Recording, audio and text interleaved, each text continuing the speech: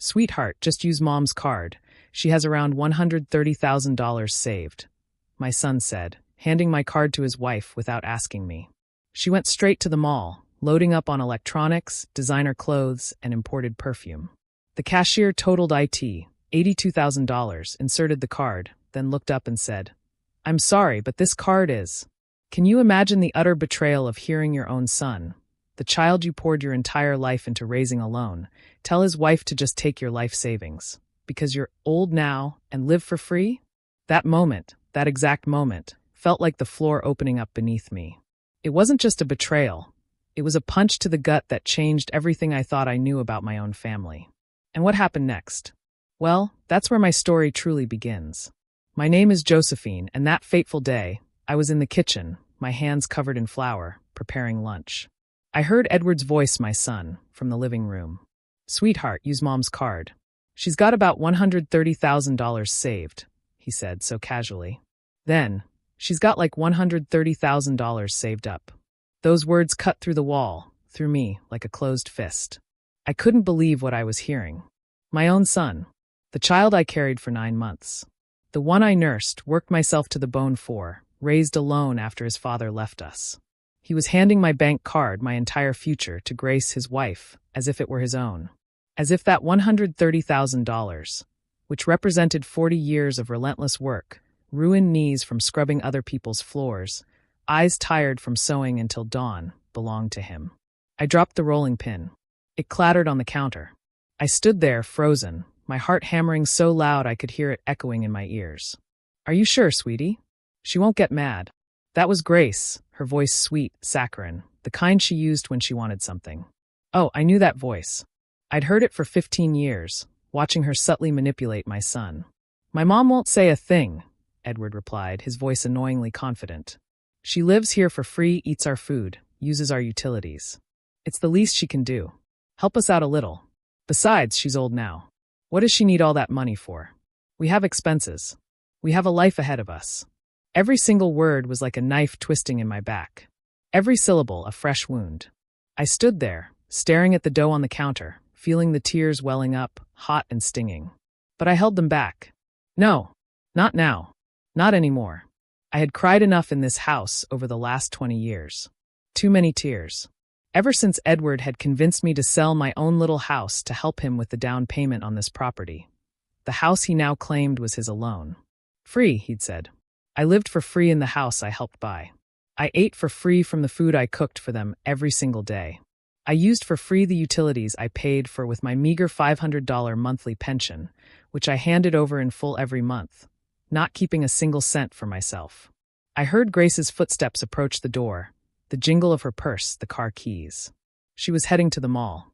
With my card, and the pin Edward had just given her, granting access to every single dollar I had ever sweated for. "I'm off to the mall. Josephine, need anything?" she yelled from the living room, that fake kindness dripping from her tone, as if we were friends.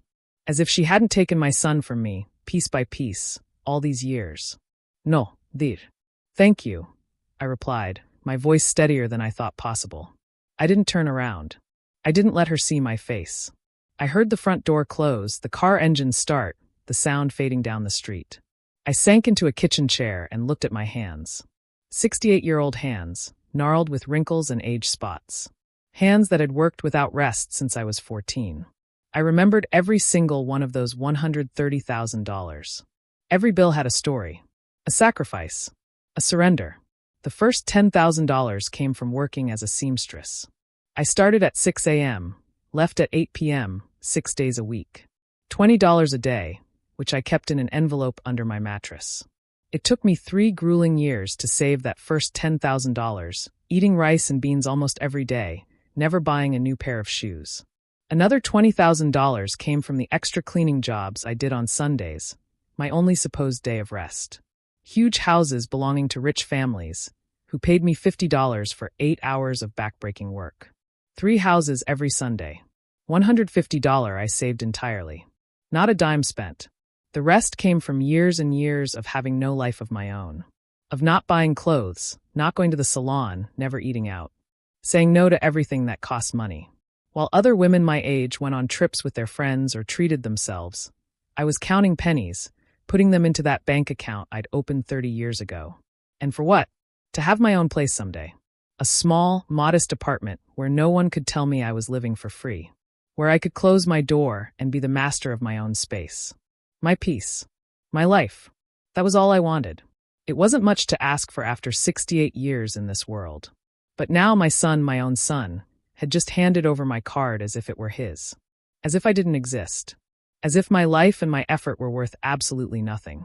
Edward walked into the kitchen, his phone in his hand, not even glancing at me. He poured himself a glass of water, leaning against the refrigerator. My nearly finished lunch was waiting. "Mom, I have a meeting at 3, and I need to eat quick," he said, in that tone he'd adopted lately. A tone that wasn't a question, but a command. "Almost," I replied, getting up to continue with the dough, though my legs felt shaky. "Hey, Mom. Grace went to the mall. We needed a few things for the house," he said, still engrossed in his phone, as if it were the most normal thing in the world. I didn't answer. I just kept kneading, pressing the dough harder than necessary, feeling the anger and the pain swirling in my chest. "Did you hear what I said?" Edward asked, finally looking at me. "Yes, I heard," I said, without turning. "And any problem?" he asked, irritation creeping into his voice, as if I were the one causing trouble. I turned and looked him straight in the eyes. Those eyes that used to look at me with love, with respect, with admiration. Now all I saw was impatience and annoyance. "Should I have a problem?" I asked, keeping my voice calm, even though inside I was a volcano about to erupt. "No, of course not.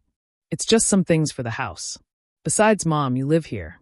It's normal for you to help with expenses from time to time," he said, and went back to his phone, dismissing the conversation. Help with expenses. He said that as if I didn't give him my entire pension every month. As if I didn't cook, clean, wash, and iron for the whole family without being paid $1. As if I hadn't dedicated the last 20 years of my life to serving them. "I understand," I said. That was all. And I returned to my dough. Edward left the kitchen. I stood there, staring out the window at the small garden I tended myself. The roses I planted. The grass I watered every morning. The tomatoes growing in the corner. All in a house that my son claimed was his alone. In that moment, a quiet fire ignited within me. A decision. I was not going to stand by and watch them steal the only thing I had left. I was not going to let Grace spend in one day what took me 40 years to save. And I was definitely not going to continue living in a house where I was treated like a maid and not a mother. I finished preparing lunch, wiped my hands on my apron, and went straight to my room. I locked the door. I took out my old phone, the kind with physical buttons, and dialed the bank's number, which I knew by heart. I waded through the rings, my heart racing. National Bank. "Good morning. This is Linda. How can I help you?" A friendly voice. "Good morning. I need to block my debit card immediately," I said, my voice firm. "Can you confirm your full name and account number, please?" The operator was professional. I gave her all my information, answered the security questions, confirmed my date of birth and address. Every second that passed, I felt my heart beat faster, as if I were committing a crime, when in reality, I was just protecting what was mine. "I understand, Mrs. Josephine. Was there a problem with the card? Did you lose it or was it stolen?" "Let's just say someone has it without my authorization," I replied, choosing my words carefully. "Perfect. I am now blocking the card immediately. From this moment on, no one will be able to make any transactions with it. Would you like us to send a new card to your home address?" "Yes, please, but don't send it to this address. I'll pick it up in person at the branch next week," I said, thinking fast. I didn't want Edward or Grace intercepting my new card. "No problem, Mrs. Josephine. Your card was blocked at 11:02 in the morning. Is there anything else I can help you with?" "No, that's everything. Thank you very much," I said, and hung up the phone with trembling hands. I sat on the edge of my bed. The twin bed Edward had given me when I moved into this house, telling me the room was small, a larger bed wouldn't fit. I looked around my room, 10 feet by 10 feet. A bed, a small closet, a nightstand. This was my entire space in a 4-bedroom house. Grace had a full walk-in closet for herself, bigger than my entire room. Edward had his private office where no one was allowed. A TV room. A formal dining room they only used for guests.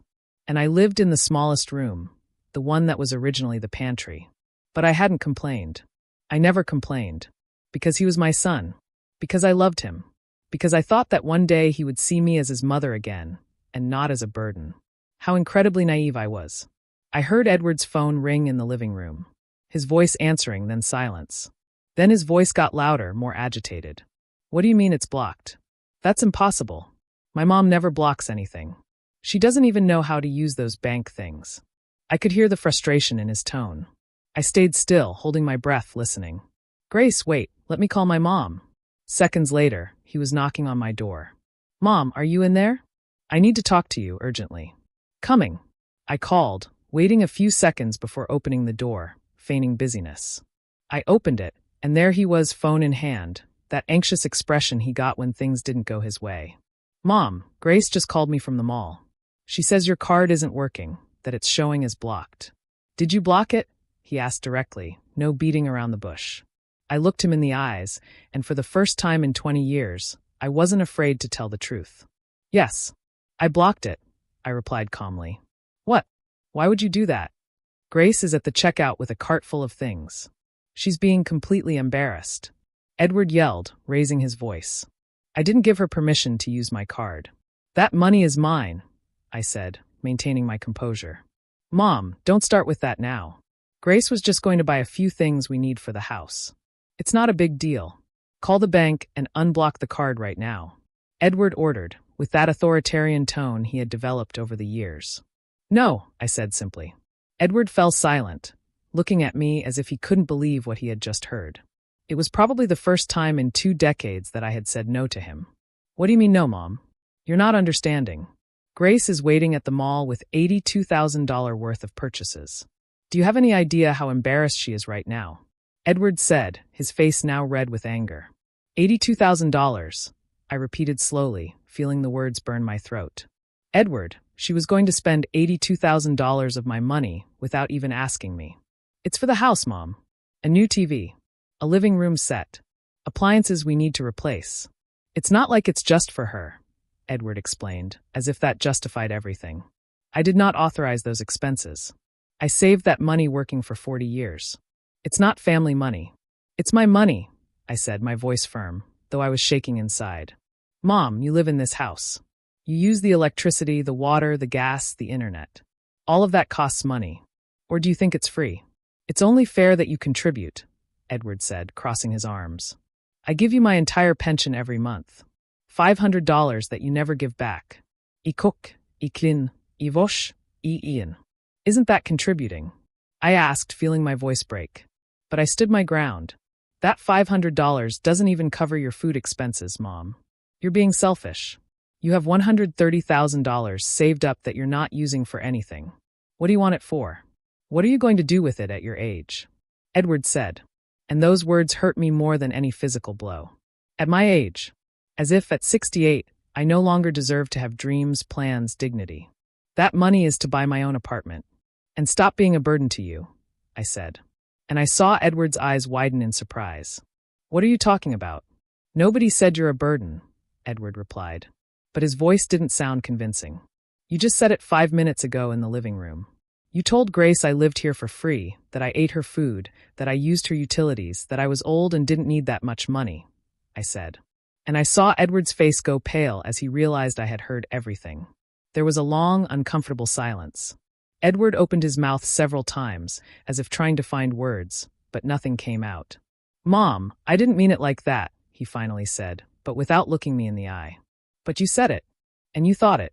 And right now you're more worried about Grace's embarrassment at the mall than the fact that she tried to spend $82,000 of my dollars without my permission.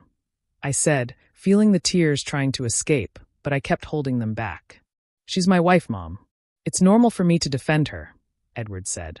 And I'm your mother. Isn't it normal for you to defend me? I asked. The question hung in the air between us like a ghost. Edward fell silent again. He looked at his phone. Then he looked at me. Then he looked back at the phone. I could see the conflict on his face. The battle between his conscience and his loyalty to Grace. Mom, please. Just unblock the card for today. Grace is already there. She's already picked everything out. We can't leave her looking like a fool. We can talk about this calmly later, Edward said in a softer tone now, trying to manipulate me with guilt. No, Edward. And tell Grace to come home. The 3 of us need to talk, I said, with a firmness I didn't know I had. Mom, don't make this bigger than it is. Please, Edward pleaded. I didn't do anything. You're the ones who took my card without permission. You're the ones who were planning to spend my money as if it were yours. I'm just protecting what belongs to me, I said, and took a step back, closing my bedroom door. Edward stood in front of my closed door. I heard him knock gently. Mom, open up, please. Don't be mad, he said in that voice he used when he was a boy and did something wrong.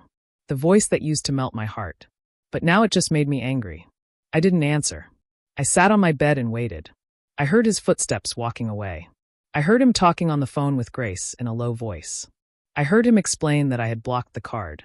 I also heard Grace's screams from the other end of the phone, so loud they came through the receiver. Your mother is crazy.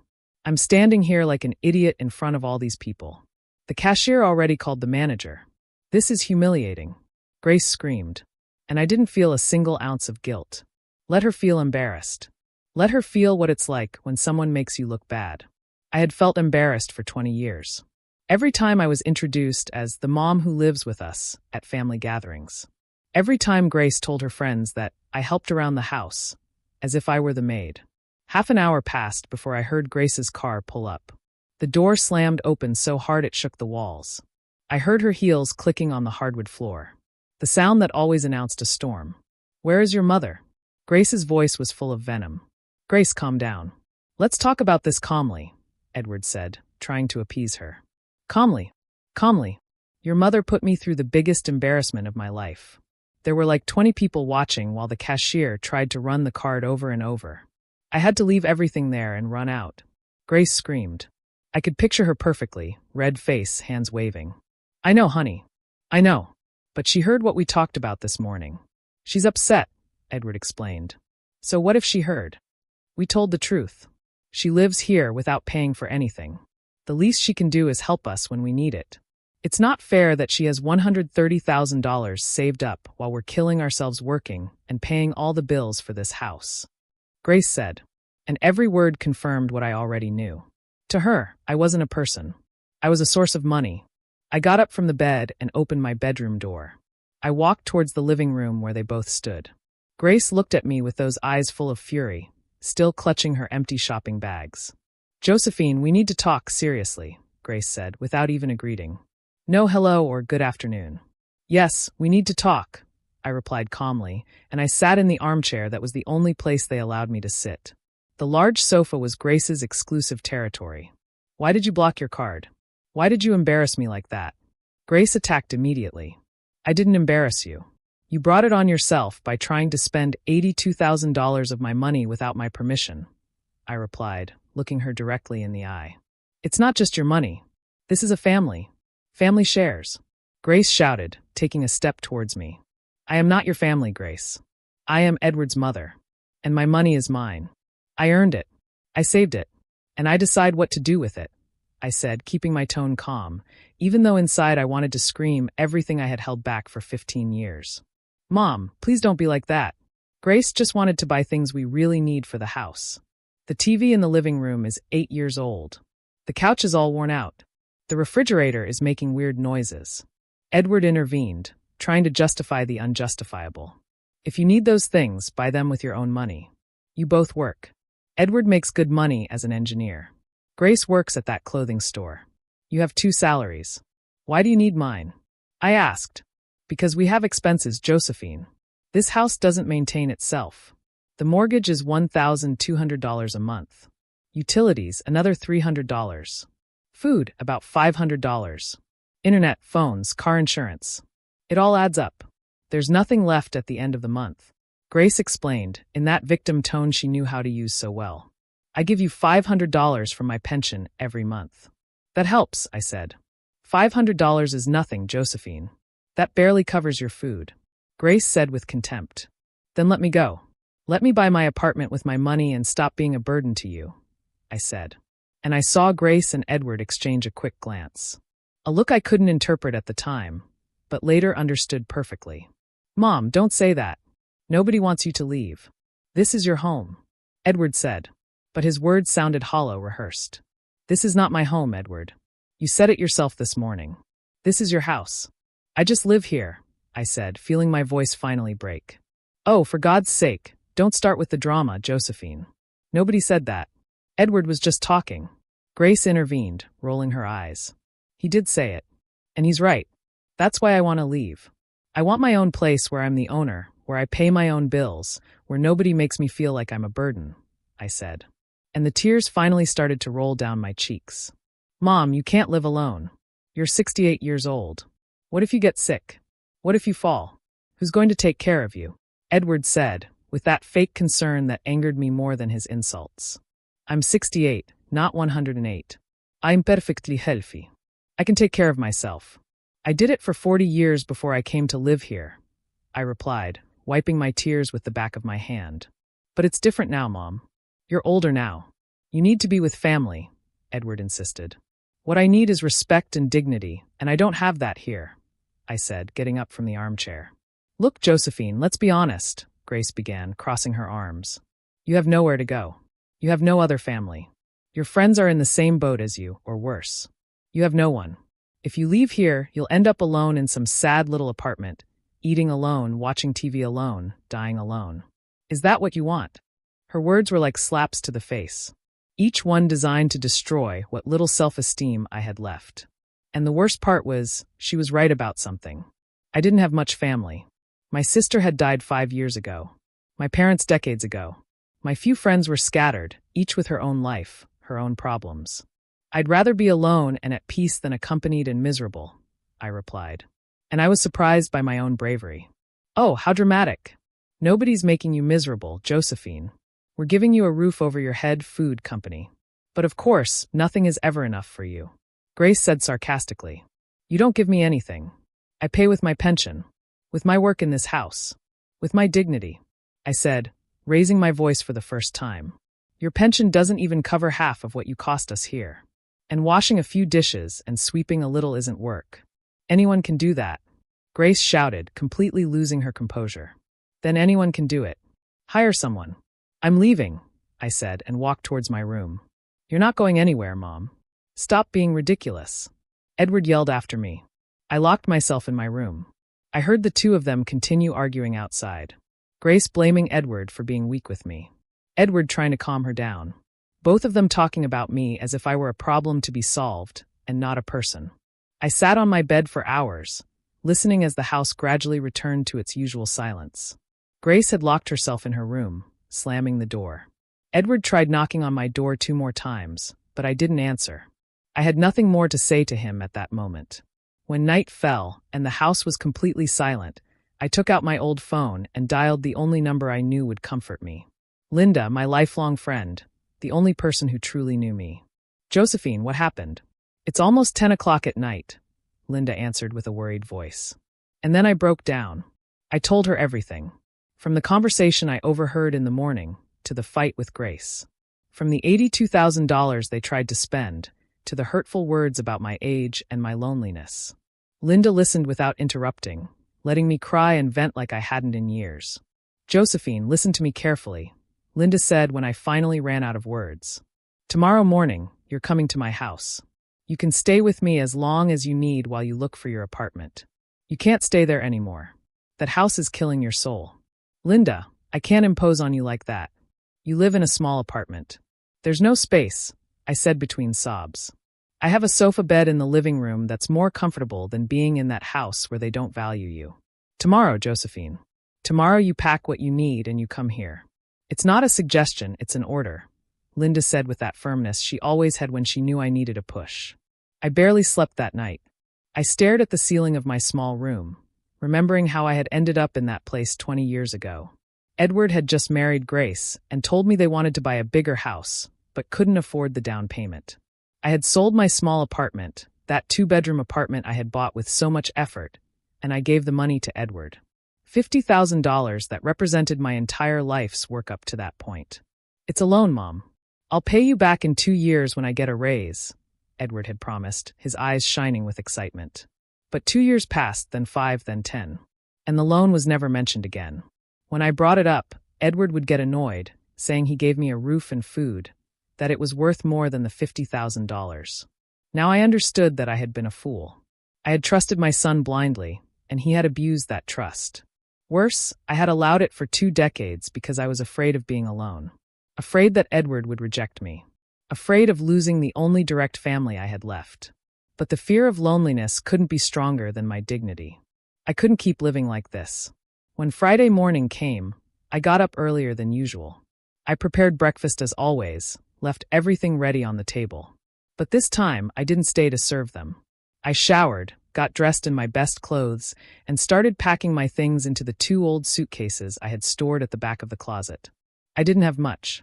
Modest clothes, a few shoes, photographs, important documents, and the small wooden box where I kept the few pieces of jewelry I owned. My mother's wedding ring, a pair of silver earrings my sister gave me, a thin chain I bought with my first paycheck. Everything fit into 2 suitcases. I heard when Edward and Grace got up. I heard their voices in the dining room, eating the breakfast I had prepared. Neither of them knocked on my door to see how I was. Neither asked if I had slept well. It was as if I didn't exist, unless they needed something. I waited for them both to leave for work. Edward left first at 8:30, as always. Grace left at 9 o'clock. When I heard her car's engine fade away, I took my suitcases out of the room. I walked through the house one last time, looking at every corner I had cleaned thousands of times. The kitchen, where I spent countless hours cooking for a family that barely said thank you. The living room, where I could never sit comfortably because that was Grace's space. The dining room where I always sat in the corner, in the least comfortable chair. I left the house keys on the dining room table. Next to them, I left a note I had written during the night. Edward, I'm leaving. I can't keep living in a house where my only value is my money. Thank you for these 20 years, but I need to get my dignity back. Don't look for me. When I have my new apartment, I'll send you the address. I love you, but I love myself more. Mom. I called a cab and waited outside with my 2 suitcases. The next-door neighbor, Mr. Ernest, was watering his garden and looked at me curiously. Good morning, Josephine. Going on a trip? He asked kindly. Something like that, Mr. Ernest. Something like that, I replied, with a smile that didn't reach my eyes. The cab arrived in 10 minutes. The driver, a young man in his 30s, helped me with the suitcases. Where to, ma'am? He asked. I gave him Linda's address and looked out the window the whole way, watching the streets of the city where I had lived my entire life go by. Every block took me further away from Edward and Grace. And strangely, instead of sadness, I felt something like relief. Linda was waiting for me at the door of her building. When I arrived, she hugged me so tight I could barely breathe. And that hug made me cry again. But this time, they weren't tears of pain, but of gratitude. You're here. You're safe now, Linda whispered as she stroked my hair, as if I were a child. Her apartment was small, as she had said. A living dining room, 1 bedroom, a kitchen, and a bathroom. But it was clean, tidy, and above all, it was filled with peace. There was no tension in the air. No looks of contempt. No hurtful words waiting to attack. The sofa bed is all yours. It's not much, but it's comfortable, and this house is your house as long as you need to stay, Linda said, showing me where I could put my things. Linda, I don't know how to thank you for this, I said with a broken voice. You don't have to thank me for anything. That's what friends are for. Besides, you'll keep me company. Ever since I became a widow 3 years ago, this house has been too quiet, Linda said with a warm smile. We spent the rest of the morning organizing my things. Linda gave me space in her closet, showed me where everything was in the kitchen, made me feel welcome in 1,000 small ways. At 1 in the afternoon, my phone started ringing. It was Edward. I didn't answer. He called again and again and again. Finally, he left a voicemail. Mom, where are you? I came home for lunch, and you're not here. I saw your note. Please call me. I'm worried. Worried. How interesting that he was worried now. He wasn't worried yesterday when he yelled at me. He wasn't worried when his wife tried to steal $82,000 from me. He wasn't worried for 20 years while I withered away in that house. Linda looked at me with questioning eyes. Are you going to answer him? She asked. Not yet. I need to think clearly first. I need to decide what I'm going to do with my life before I talk to him, I replied, turning off the phone. That afternoon, Linda and I sat on her small balcony with a cup of coffee. From there, you could see the city, the bustling life on the streets below. You know what hurts the most, Linda? I said after a long silence. It's not the money they tried to spend. It's not even that they disrespected me. What hurts the most is that I lost 20 years of my life trying to earn my son's love. And now I realize that love was always conditional on what I could give him. Linda took my hand in hers. Those hands, also wrinkled by the years but strong and warm. Josephine, listen to me. You didn't lose 20 years trying to earn his love. You gave 20 years of unconditional love, which is very different. You're not the problem. The problem is that Edward and that woman didn't know how to value what they had, Linda said wisely. But I'm his mother. Mothers are supposed to sacrifice for their children. I said, still feeling that guilt that had been instilled in me my whole life. Mothers should love their children, yes, but children should also love their mothers. Love isn't a one-way street, Josephine. And sacrifice has a limit. When the sacrifice is killing your soul, it's not love anymore. It's self-destruction, Linda replied firmly. She was right. She always was. Linda had been my friend since we both worked in the same textile factory 40 years ago. She knew me better than anyone. Had seen my marriage fail. Had seen how I raised Edward alone. Had seen how I slowly faded away in that house. Now you need to think about yourself. About what you want. About what Josephine needs to be happy, Linda continued. I want my apartment. I want my own place where no one can make me feel like I'm in the way. Where I can have coffee in the morning without feeling like I'm using someone else's electricity. Where I can watch TV without being told I'm taking up the couch, I said. And as I spoke, I felt something inside me grow stronger. Then that's what we're going to get. Tomorrow morning, we start looking for apartments, Linda said with determination. That night, I slept on Linda's sofa bed, and it was the best night's sleep I'd had in years. There was no tension, no fear of hearing footsteps outside my door, no anxiety, wondering what new form of humiliation awaited me the next day. On Saturday morning, my phone was still off, but I could imagine the number of missed calls I had. I didn't care. For the first time in 2 decades, I was my priority. Linda and I had a quiet breakfast, talking about everything and nothing, laughing about old memories, making plans.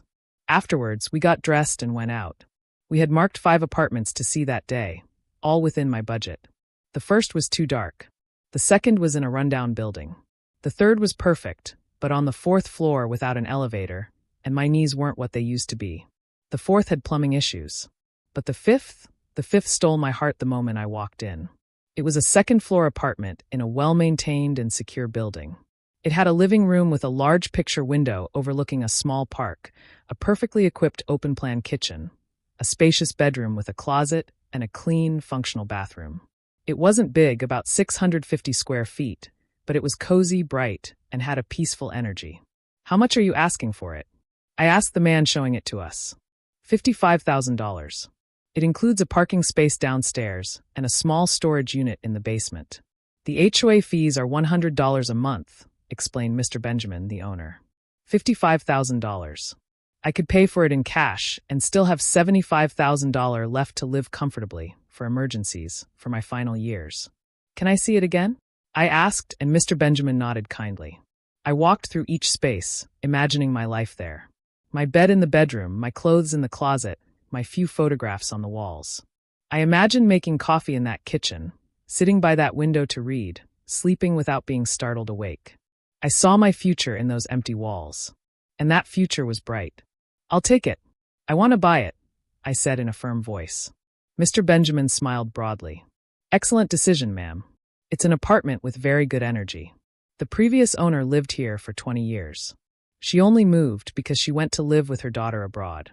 It's well cared for, never had any problems. He took some papers out of his briefcase. We need to do the legal paperwork.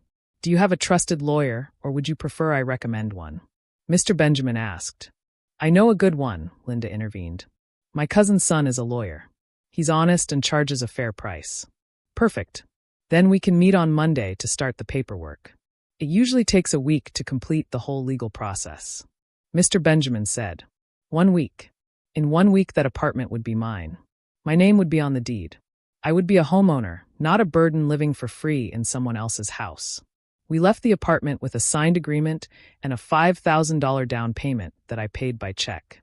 Linda and I hugged on the street like 2 excited little girls. You did it, Josephine. You're going to have your own place. Linda shouted, not caring who heard us.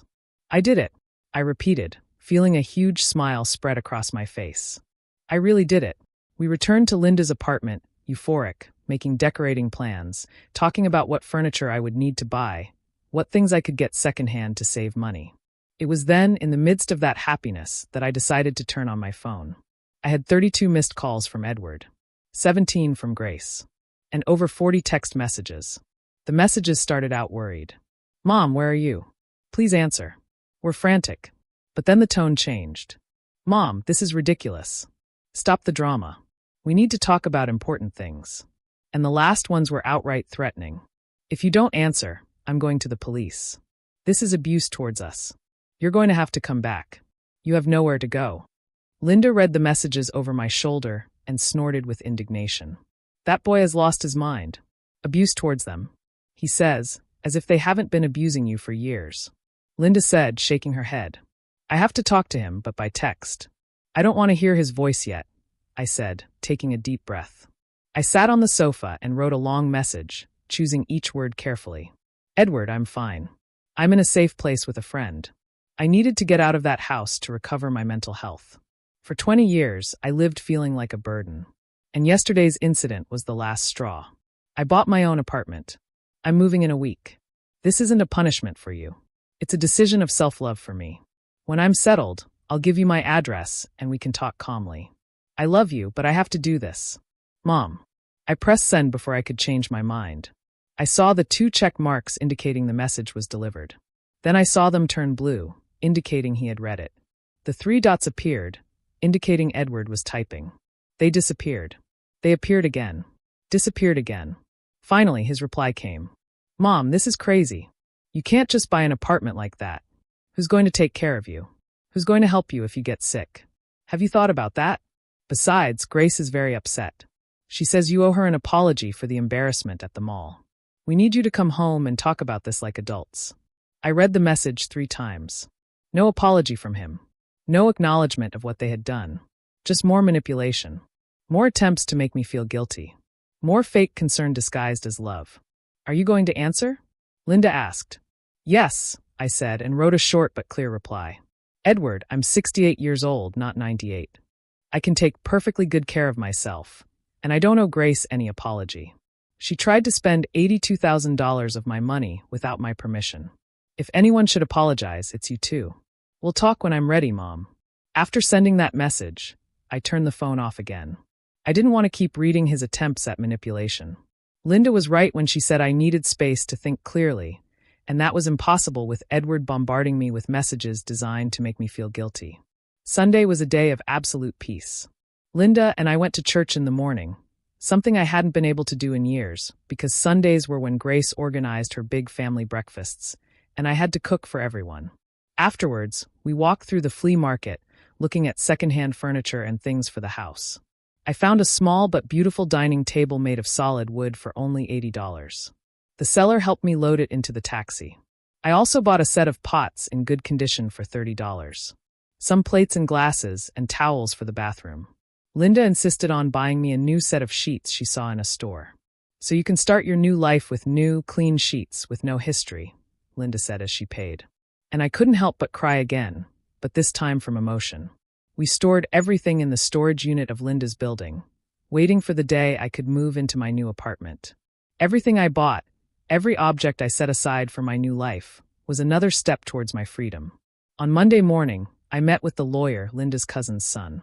His name was Ferdinand, a man of about 45, serious but kind. He reviewed all my documents, verified the legal status of the apartment, and explained each step of the process. "Mrs. Josephine, everything is in order. The apartment has no debts, no liens. Mr. Benjamin is the sole legitimate owner. We can close the sale next Friday. Are you sure you want to pay in cash? You could get a mortgage if you prefer not to use up so much of your capital," Ferdinand explained. "No, I want to pay in cash. I want it to be completely mine. No debts, no mortgage. I've waited my whole life for this moment," I said with conviction. "I understand. Then on Friday at 10 in the morning, we'll meet here in my office to sign the deeds. You'll need to bring the payment for $50,000 plus $5,000 for notary fees and taxes. The $5,000 down payment you already made will be deducted from the total," Ferdinand explained, showing me all the papers. $55,000 in total. Less than half of my savings. I could do it. And I would. I left the law office feeling stronger than ever. I walked through the city, observing everything with new eyes. The shops, the parks, the buildings. Everything looked different when you knew you were building your own life, and not just surviving in someone else's. When I got back to Linda's apartment, I briefly turned on my phone to check messages. Edward had sent only one more, and the tone had completely changed. Mom, I talked to Grace. She's willing to apologize if you do too. We can forget this whole misunderstanding if you come home today. We miss you. The house isn't the same without you. Please think carefully before you make a mistake you can't reverse. A mistake I can't reverse. As if buying my own home was a mistake. As if reclaiming my dignity was something to regret. As if 20 years of feeling invisible wasn't the real mistake. I didn't reply. I had nothing more to say to him for the moment. The next few days passed in a mix of nerves and excitement. Linda and I continued buying things for my apartment. A small but comfortable sofa we found at a garage sale for $120. A used but excellent condition queen-sized bed for $200. A slim bookcase, some lamps, simple curtains. I also went to the bank to arrange everything for the payment. The teller, a young woman named Ramona, was very patient with me as I got the cashier's check for $55,000. Ma'am, this is a considerable amount. Are you sure this is a legitimate transaction? We don't want you to be a victim of fraud, Ramona said with genuine concern. It's not fraud, dear. I'm buying my first home at 68, I replied with pride. Ramona smiled broadly. That's beautiful, ma'am. Congratulations. My grandmother also bought her house at 70 after divorcing my grandfather. She told me they were the best years of her life. Ramona shared as she processed the check. Her words gave me hope. It wasn't too late. It was never too late to start over. On Thursday night, the day before signing the deed, Edward showed up at Linda's building. I don't know how he got the address. He probably found out through an acquaintance or followed some clue. He buzzed the intercom insistently until Linda answered. Who is it? Linda asked in a dry tone. It's Edward, Josephine's son. I need to speak with my mom. I heard his voice through the small speaker. Linda looked at me, asking with her eyes what I wanted to do. I took a deep breath. Let him come up, but you stay here with me. And Linda nodded. Minutes later, Edward was knocking on the apartment door. When I opened it, I was surprised to see him looking so worn out. He had deep dark circles under his eyes. His clothes were wrinkled. His hair was messy. He didn't look like the successful engineer he pretended to be. Mom, he said, and his voice broke a little. Edward, I replied, without moving from the doorway, without inviting him in. Can we talk? He asked, looking inside the apartment where Linda stood with her arms crossed like a guardian. Here is fine, I said.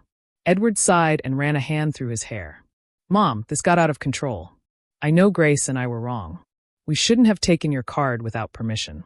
But you didn't have to leave like that, without warning, leaving us worried. Edward began with that tone he used when he wanted to seem reasonable, but was really just trying to manipulate. Edward, I left you a note explaining exactly why I was leaving. It wasn't impulsive. It was necessary, I replied, keeping calm. But Mom, we're family. Families forgive each other. Families solve their problems together, not by running away, Edward said, taking a step closer. Families also respect each other, Edward. And you haven't respected me in years. It's just that I was so used to the mistreatment that I stopped noticing, I said, feeling the words come out with more force than I expected. Mistreatment, Mom? We never mistreated you. We gave you a roof, food, everything you needed. Edward protested, raising his voice. You gave me a room the size of a pantry. You made me feel like every bite of food I ate was a favor. You treated me like a maid and not a mother. And when I saved money from 40 years of work, you tried to steal it, I said. And each word was like releasing a weight I had carried for too long. We weren't going to steal anything. It was just going to be some things for the house where you also live. It's not stealing, Mom. It's sharing as a family. Edward shouted, losing his composure. $82,000 isn't sharing, Edward. It's stealing. And I never authorized that expense. I replied without raising my voice, which seemed to frustrate him even more. Fine. Okay. I admit it was a lot. Grace got excited seeing all those things on sale. But we can fix this. Come home, and I promise that none of this will ever happen again, Edward said, changing tactics now with a pleading tone. I'm not coming back, Edward. Tomorrow, I sign the deed to my new apartment. I'm moving this weekend. I've already made my decision, I said, and I saw his face go from pleading to shock. You already bought an apartment. Without consulting me. Mom, that's crazy. What if you got scammed? What if it's a bad deal? I should have checked those things with you. Edward said, almost panicking. I have a notary, a lawyer. Everything is legal and verified. I didn't need your permission, Edward. I'm a 68-year-old adult with full mental capacity. I can make my own decisions, I explained patiently. Edward was silent for a moment, processing what I had just told him. I saw his eyes darting around quickly, calculating, thinking about his next move. And the money. How much do you have left after buying that apartment? He asked. And there it was. The real reason for his visit. He wasn't here for me. He was here for my money. That's none of your business, Edward, I replied firmly. Of course, it's my business. I'm your son. Your only family. I have a right to know how you're managing your finances. At your age, you can make errors in judgment, Edward said with that patronizing tone that bothered me so much. At my age, I have more experience and wisdom than you. I've managed my money for 40 years without making mistakes. I'm not going to start now, I said, crossing my arms. Mom, let's be honest. That money is also a little bit mine. I've supported you for 20 years. I've given you a house, food, utilities. That has a value. If we calculated, I probably owe you little to nothing, Edward said. And his words hit me like a bucket of ice water. Linda stepped forward from inside the apartment. Young man, I think it's time for you to leave. You heard your mother. She's made her decision, and you have no right to her money, Linda intervened with a firm voice. You stay out of this, ma'am. This is between my mom and me. Edward replied rudely. This is my house, and I can get involved whenever I please. And I'm going to ask you to leave right now, or I'm calling security, Linda said, taking out her phone. Edward looked at me with a mixture of anger and desperation. Is this what you want, Mom? To break up our family? To let strangers get between us? He asked, pointing at Linda. Linda is not a stranger. She's been my friend for 40 years. She's been by my side in times when you didn't even exist. And no, Edward, I'm not breaking up the family. The family broke when you stopped seeing me as your mother and started seeing me as your ATM, I said, feeling tears threaten to spill. But I held them back. I can't believe you're doing this. Grace was right about you. She said you were selfish, that you only thought about yourself, and I defended you. What a fool I was, Edward said with venom in every word. Those words hurt more than I wanted to admit. But they also confirmed what I already knew. Grace had poisoned my son against me for years, and he had let her. If that's what you think of me, then it's better that I get out of your life. I don't want to be a burden to anyone, I said with a trembling voice. Fine. Perfect. Go to your apartment. Live alone. But don't come running when you get sick or need help. Don't come back when you realize you've made a mistake, Edward said, turning to leave. Edward, I called out, and he stopped without turning around. I love you. I'll always love you. You're my son. But I can no longer live sacrificing my dignity for your comfort. I hope one day you understand that. Edward didn't reply. He just kept walking towards the elevator. I watched him press the button and disappear behind the closing doors. And with those doors, a chapter of my life also closed. Linda hugged me as I finally allowed myself to cry. I cried for the 20 lost years, for the broken relationship with my son, for the family that could have been but never was. But I also cried with relief because I knew I had made the right decision, even though it hurt. I barely slept that night. I tossed and turned on the sofa bed, replaying the conversation with Edward, questioning if I had been too harsh, wondering if I should have given him another chance. But every time I thought about going back, I remembered the 20 years of small and large humiliations. I remembered the attempted theft. I remembered all the times they made me feel invisible. No, I couldn't go back. For the first time in my life, I had to choose myself. Friday dawned sunny and beautiful, as if the universe was celebrating with me. Linda and I dressed in our best clothes. She insisted on accompanying me to the lawyer's office. This is one of the most important days of your life, Josephine. You're not going to live it alone, Linda said as she put on her cream-colored silk blouse, the one she reserved for special occasions. We arrived at the office 15 minutes early. Mr. Benjamin was already there along with Ferdinand, the lawyer. They both greeted us with smiles. Good morning, Mrs. Josephine. Ready to be a homeowner? Ferdinand asked warmly. More than ready, I replied with a huge smile. The process took almost 2 hours. I had to sign so many papers I lost count. Date certificates, affidavits, receipts. Ferdinand patiently explained each document, making sure I understood exactly what I was signing. When it was time to hand over the $50,000 check, my hand trembled slightly. It was almost everything I had. But I looked at Linda, who was smiling at me with pride, and I remembered why I was doing this. I placed the check on the table. Mr. Benjamin reviewed it, nodded in satisfaction, and Ferdinand officially processed it. Very well, Mrs. Josephine. With this, we complete the transaction. This apartment is now legally yours. Here are the deeds with your name, the keys, and the building documents. Congratulations on your new home, Ferdinand said, handing me a thick envelope with all the papers and a keychain with 3 keys. I took the keys in my hand and held them as if they were the most valuable treasure in the world. And to me they were. Those keys represented freedom, dignity, independence. They represented the end of a dark chapter and the beginning of something new. Thank you, Ferdinand. Thank you, Mr. Benjamin. You don't know what this means to me, I said, my voice breaking with emotion. Believe me, I do, Mrs. Josephine. I've seen many transactions in my life, but few with as much emotional weight as this one. I hope you'll be very happy in your new home, Ferdinand said with sincerity. We left the lawyer's office, and Linda practically screamed with excitement on the street. You did it. You own your own home. At 68, you've taken your life back, she shouted as she hugged me, and we spun around on the sidewalk like 2 crazy little girls. People passing by looked at us curiously. Some smiled at our joy. An elderly woman stopped and asked what we were celebrating. I just bought my first apartment, I told her with pride. Oh, how wonderful. Congratulations, dear. It's never too late to fulfill your dreams, the woman said with a warm smile before continuing on her way. Linda and I went straight to the apartment. I wanted to see it again, now that it was officially mine. I opened the door with trembling hands, put the key in the lock, turned it, and pushed. The apartment was exactly as I remembered it. Empty, smelling clean, filled with light pouring in through the large window. But now it looked different. Now it wasn't just a nice space. It was my space. My home. I walked slowly through every corner, touching the walls, imagining where I would put each piece of furniture, visualizing my life there. The table by the window where I would have coffee every morning. The sofa in front of the TV where I would rest without fear of someone telling me I was in the way. The bed in my room where I would sleep in peace. It's perfect, Josephine. It's absolutely perfect, Linda said with tears in her eyes. Yes, it is, I replied, also crying, but this time from pure happiness.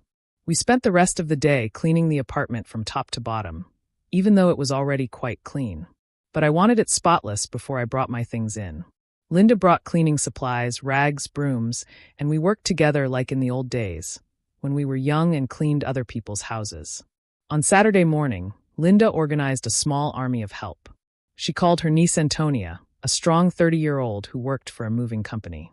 Antonia arrived with her truck and 2 friends who helped us move all the furniture we had bought during the week. It was beautiful to see my empty apartment fill up with life. The dining table looked perfect by the window. The sofa fit exactly in the living room. The bed looked majestic in my room with the new sheets Linda had given me. Every object in its place, every space designed for my comfort. Antonia and her friends were incredibly kind. They refused to charge me for the full move. Mrs. Josephine, any friend of my Aunt Linda is a friend of ours. Just pay us for the gas and we're good. Antonia said with a genuine smile. I gave them $100 despite their protests. It was the least I could do for their help and kindness. By noon, the apartment was completely set up. It wasn't luxurious or modern, but it was cozy and functional. The curtains we bought gave it a warm touch. The few photographs I had, now framed and hanging on the walls, gave it personality. My plants on the small balcony brought it to life. Linda insisted on staying to help me organize the kitchen. We arranged the pots, plates, glasses, and cutlery. Every cabinet had its purpose. Every space was optimized. Tomorrow, we'll go to the market and buy food to fill your refrigerator, Linda said as she wiped the shelves before putting the plates away. Linda, you've already done so much for me. I don't know how I'll ever repay you, I said, feeling overwhelmed by her generosity. You're not going to repay me anything. Friends don't get paid. They support each other. Besides, you do the same for me, Linda replied, hugging me. She was right. I would. But that didn't make me feel any less grateful. That night, my first night in my own apartment, Linda went home after making sure 1,000 times that I would be okay on my own. I stood in the middle of my living room, looking around, still unable to believe that all of this was mine. I made myself a cup of tea in my kitchen, using my teapot, my cup, my water. I sat in my armchair by my window and looked outside. The park was lit with faint streetlights. Some people were walking their dogs. Others were simply enjoying the cool night. For the first time in 20 years, I felt no anxiety. There was no tension in the air. There was no fear of hearing footsteps approaching with complaints or demands. There was only peace. Silence. Freedom. I allowed myself to cry again. But these tears were different. They were not of pain or anger. They were of relief, gratitude, and hope. I had managed to get out. I had managed to save myself. Sunday was the most peaceful day I'd had in years. I woke up without an alarm, letting my body rest as much as it needed. It was 9 a.m. when I finally opened my eyes, and the first thing I saw was the ceiling of my own room, in my own house. I got up slowly, without rushing. I made coffee in my kitchen, using the coffee maker I found at a garage sale. The aroma filled the entire apartment and made me smile. I took my cup to the window and sat there for an hour, just looking, thinking, feeling. Linda arrived at noon as she had promised, bringing a huge pot of chicken soup she had made in the morning. So you'll have food for the whole week. And I also brought fresh bread from the bakery, Linda said, coming in with her full bags. We had lunch together at my new table, chatting about everything and nothing. She told me about her family, about her plans to visit her daughter next month, about the new series she was watching on TV. Simple, everyday conversations. Beautiful in their normality. Have you heard anything from Edward? Linda asked cautiously as we washed the dishes. No, and I don't expect to. He made it very clear that he thought I was selfish for making this decision. He probably needs time to process it. Or maybe he'll never understand. Either way, I can't do anything about it now, I replied, drying a plate. Does it hurt? Linda asked, looking at me directly. A lot. He's my son. It will always hurt. But the pain of losing him is less than the pain of losing myself, I said honestly. Linda nodded with understanding and said nothing more on the subject. There was nothing more to say. The following days were about adapting. I learned the routines of my building, met some neighbors, discovered the nearby shops. There was a market 2 blocks away that sold fresh fruits and vegetables. A bakery 3 blocks away that made the most delicious bread. A pharmacy on the corner run by a kind lady named Grace. Ironically, but a completely different Grace from the one I knew. I created a simple but satisfying routine. I would wake up early, make coffee, and have breakfast looking at the park. Then, I would do my chores at my own pace, without pressure. In the afternoons, I would read or watch TV shows that I chose, without having to negotiate with anyone. At night, I would cook for myself, small portions of meals I enjoyed. A week after moving, I received a message from Edward. I hadn't blocked him, although Linda had suggested it. Part of me still hoped that my son would come to his senses. The message said, Mom, Grace and I went to the house you left. We need to know if you're coming back to pick anything up, or if we can dispose of the things left in your room. Dispose? What a cold word. As if the 20 years of my life in that house could just be disposed of. I replied, Edward, you can donate or throw away whatever is left. I've already taken everything that was important to me. The old clothes and junk that are left I don't need. There was no reply after that. 2 weeks later, I was at the market buying vegetables when I saw Grace. She saw me too. For a moment, we just stared at each other from a distance, each one sizing up the other. I expected her to approach me, to say something hurtful, to cause a scene. But she just turned and walked away in the opposite direction. It was strange to feel relief instead of pain. It meant I had really managed to close that chapter. A month after moving, Linda organized a small dinner party at my apartment. She invited her niece Antonia, her cousin Sarah, and 2 other friends from her building. There were 6 of us, women of different ages, sharing food, laughter, and stories. Antonia told us about her job at the moving company, all the strange things she had seen, the families she had helped. Sarah shared cooking recipes her grandmother had taught her. Linda's friends talked about their dream trips, places they wanted to see before they were too old. And you, Josephine, what dreams do you have now that you have your own house? Antonia asked with genuine curiosity. The question took me by surprise. I had been so focused on surviving, on escaping, on settling down, that I hadn't thought about dreams beyond having my own space. I don't know, I answered honestly. I think my dream was this, to have my own place. But now that I have it, I guess I can start dreaming about other things. Well, you have to dream big, Josephine. You're still young. 68 is nothing. My mom is 82 and she just learned to swim. Sarah said enthusiastically. That night after everyone had left, I kept thinking about that question. What did I want to do with the rest of my life? I had my apartment. I had $75,000 in the bank. I had my health. I had time. What would I do with all of that? The answer came a week later. Unexpectedly. I was in the park in front of my building, sitting on a bench, enjoying the afternoon sun, when an elderly woman sat down next to me. She must have been at least 80, but she moved with energy and joy. Beautiful day, isn't it? The woman said with a smile. Beautiful, I replied. Do you live around here? She asked, pointing towards the buildings. Yes, I just moved in a month ago, in that building's second floor, I said, pointing to my window. Oh, that's nice. I live on the other side of the park. I come here every day to walk.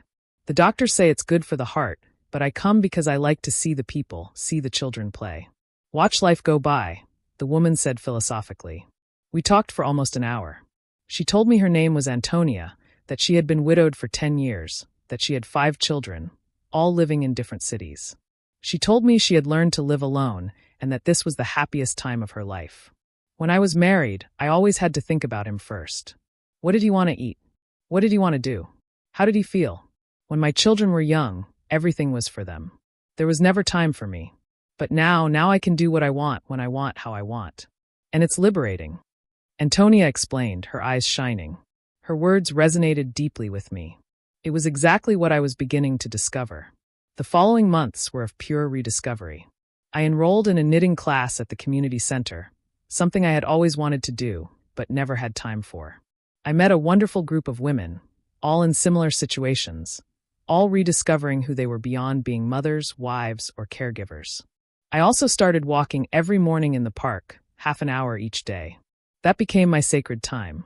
I listened to the birds, felt the fresh air, watched the city wake up. It was meditative. Healing. Linda and I developed a routine of having lunch together every Wednesday, alternating between her apartment and mine. Those lunches became the highlight of my week. We cooked together, experimented with new recipes, laughed about everything and nothing. 3 months after I moved, I received another message from Edward. This time it was different. Mom, I know we haven't spoken in months. I know things ended badly. I've been thinking a lot about everything that happened. Grace and I are having problems. She wants things I can't give her. She's always dissatisfied. Always wants more. And I realized something. She treated you that way too. As if what you gave was never enough. I think I understand now why you left. I don't expect you to forgive me, but I wanted you to know that I understand. I read the message several times. Part of me wanted to reply immediately. Wanted to run and hug him. Wanted to rebuild everything. But another part, the part that had learned to protect myself, urged caution. I showed the message to Linda during our Wednesday lunch. What are you going to do? She asked. I'm going to reply, but with clear boundaries. He's my son, and I love him, but I can no longer be the mother who sacrifices everything for him. If he wants a relationship with me, it has to be on my terms, I said, with a firmness that surprised me. I wrote a careful reply. Edward, I appreciate your message and your honesty. Understanding what happened is the first step. If you want to rebuild our relationship, you are welcome, but it has to be different. I am no longer the mom who lets herself be manipulated or mistreated. I have my own life now, my own space, my own boundaries. If you can respect that, we can start over. I love you, but I love myself more now, Mom. His reply came the next day. I understand, Mom. Could I visit you someday just to see how you are? What's your new apartment like? Without Grace. Just me. We agreed that he would come the following Sunday. I spent the whole week nervous, obsessively cleaning the apartment, even though it was already clean, mentally cooking and recooking what I would say to him. On Sunday, he arrived promptly at 3 in the afternoon. When I opened the door, I saw a different Edward. Thinner, with more gray hair, with tired but also softer eyes. Hi, Mom, he said with a trembling voice. Hi, son, I replied, and we hugged in the doorway. It was a long, healing hug, full of unsaid things. I showed him the apartment. He walked through each space, attentively touching the furniture, looking at the photographs on the walls, observing everything. It's beautiful, Mom. It's small but cozy. It feels like you. Edward said with sincerity. We sat at my table by the window. I served him coffee and cookies I had bought that morning. We talked for hours. Edward told me about his problems with Grace, about how she constantly pressured him for more money, more things, more status. He told me he had started therapy to understand his behavioral patterns. The therapist made me see that I repeated with Grace the same thing Dad did to you. I let her treat you badly because I wanted to keep the peace in my marriage, without realizing I was sacrificing my relationship with you. Edward admitted with tears in his eyes. Edward, your father and you are two different people. Your father abandoned us. You stayed, albeit in a distorted way. The fact that you recognize it now means you can change, I said, taking his hand across the table. Can you forgive me someday? Edward asked, looking at me directly.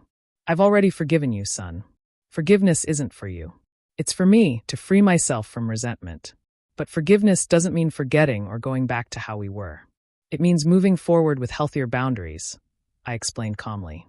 Edward nodded, understanding. Does Grace know you're here? I asked. Yes. She didn't like it, but I no longer give her the power to decide over my relationships. That's another change I'm making, Edward replied with determination. Our relationship after that day was a slow but genuine reconstruction. Edward started visiting me every 2 weeks, always alone, always respectful of my space and my time. He asked about my life, my activities, my friends. He really listened to me, not just waiting for his turn to speak. 6 months later, Edward and Grace divorced. I wasn't surprised. Some relationships are built on toxic foundations that eventually collapse. Edward moved into a small apartment similar to mine and began his own journey of self-discovery. Today, a year after moving into my apartment, I'm sitting in my armchair by the window, watching the sunset over the park. I have $75,000 in the bank, untouched. My apartment is fully paid off. My $500 monthly pension covers my basic expenses. I live modestly but with dignity. Edward comes to visit me every 2 weeks. Our relationship isn't perfect. It probably never will be. But it's honest. He's learning to be a better son, and I'm learning to be a mother with healthy boundaries. Linda is still my rock, my best friend, my chosen family. The women from my knitting class have become my social circle. I have plans to take a small trip next year, something I never allowed myself to do. My life is not extraordinary. I don't have luxuries or spectacular adventures. But I have something I didn't have for 20 years. Peace. I have my own space where no one makes me feel like I'm in the way. I have my own money that no one tries to steal. I have my own life that no one controls. Sometimes I look back and wonder what would have happened if I had the courage to leave sooner. But then I remember that every experience, even the painful ones, brought me here to this moment, to this peace. I'm 69 now. I don't know how many years I have left. But I know that every day I live in this apartment, in my own space, with my own dignity intact, is a day one. It's a day lived for me. And that after a lifetime of living for others, is more valuable than any amount of money in the bank. Have you ever faced a similar situation where you had to stand up for yourself, even against family? What was the hardest boundary you ever had to set? Tell me your story in the comments. I'd really love to hear your experiences. Thanks for watching. Take care. Good luck.